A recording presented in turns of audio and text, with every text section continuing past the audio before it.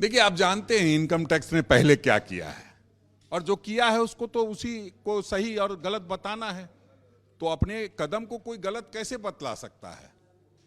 तो देश में जो चल रहा है वो किसी से छुपा नहीं है, किसके इशारे पे सारा काम होता है वो सब लोग जानते हैं। तो हर एजेंसी इसी तरह से काम करे तो वो कैसे अलग से काम कर सकते हैं? पहला ऐसा देश में उदाहरण होगा जो इस तरह की हरकत की गई है। आप जब सर्वोच्च न्यायालय जैसा ही संस्था मांगती है कि आप एसबीआई को कि आप डाटा दे दीजिए, पूरा 44,000 लोगों 434 लोगों का डाटा देना था, वो तक नहीं दे पाई एसबीआई। अब इसको अवमानना मानती है कि नहीं कोर्ट, ये तो कोर्ट बताएगी, लेकिन मैं समझता हूं कि यह कोर्ट की अवमानना है। जब जानते हैं कि डेली लाखों लाख लोगों का आप ट्रांजैक्शन और सारा डिटेल्स देखते हैं, तो ये 44,000 लोगों को देने में क्या परेशानी थी? तो कहीं ना कहीं ऐसी संस्थाओं के भरोसे भ्रष्टाचार के मामलों को छुपाया जा रहा है और बाकी जो पार्टियों में जहां पारदर्शिता है उसको बदनाम करने की कोशिश की जा रही है।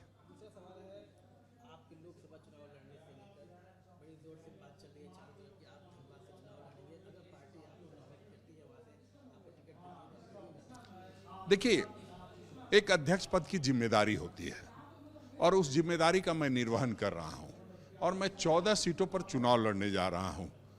तो एक छोटा पड़ जाएगा। मैं समझता हूं जिनकी भावना है उनकी भावना को मैं आहत तो नहीं करता, लेकिन मैं उनसे अनुरोध करता हूं कि जो भी उम्मीदवार होगा वो पार्टी का उम्मीदवार होगा, जो भी उम्मीदवार होगा अच्छा उम्मीदवार होगा, और उस पर लग के हम लोगों को काम करना। और हमको सिर्फ धनबाद या चतरा या कोडरमा नहीं जीतना है, पूरे राज्य की 14 सीटों पर जीत हासिल करनी है। इसलिए हमें अभी लड़ना नहीं, लड़वाने की जरूरत है।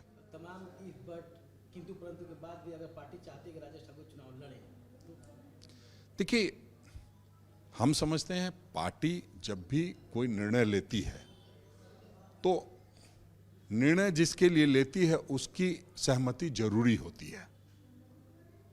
तो अभी तक तो कोई इस तरह की बात हुई नहीं है, लेकिन लोग चिंता करते हैं तो उनका चिंता करना स्वाभाविक है। जो चाहने वाले लोग होते हैं निश्चित रूप से इस तरह की बात करते हैं। महिला दिवस पर प्रधानमंत्री ने एलपीजी के प्राइस में 100 रुपए की कटौती की है और कहा कि महिलाओं के लिए सौगात है।